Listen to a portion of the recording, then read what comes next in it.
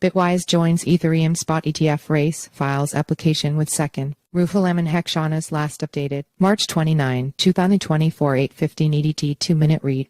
Crypto investment firm Bitwise has submitted an application to the Securities and Exchange Commission Second to launch a spot Ethereum exchange-traded fund ETF. This move positions Bitwise as one of many contenders in the race to introduce the first Ethereum spot ETF, following the successful launch of Bitcoin spot ETFs earlier this year. According to the S1 registration form filed by Bitwise, the proposed Bitwise Ethereum Trust would hold Ethereum and potentially engage in staking activities through trusted providers to earn additional rewards. Staking involves locking up ETH to secure the Ethereum network and validate transactions, with participants receiving newly minted ETH as a reward. Interest in spot Ethereum ETFs. Surge. Bitwise's introduction into the Ethereum spot ETF competition aligns with the growing interest from traditional financial firms to offer such products. In recent months, industry giants such as BlackRock, Grayscale, and VanEck have also filed proposals with the Second to launch their own Ethereum spot ETFs. The increasing number of applicants highlights the demand for investment products that offer exposure to the second largest cryptocurrency without requiring investors to directly purchase and store it themselves. Bitwise's filing comes shortly after one of its executives, Matt Haugen, Chief Investment Officer, expressed doubt about the approval of an Ethereum spot ETF during the summer, contrary to popular expectations. Haugen suggested that a later launch date, possibly in December, might be more advantageous for spot Ethereum ETFs, allowing traditional finance TradFi more time to digest the recent Bitcoin ETF launches. The Second has delayed decisions on several high-profile Ethereum spot ETF applications, including those from BlackRock, Grayscale, Fidelity, Invesco, and Galaxy Digital.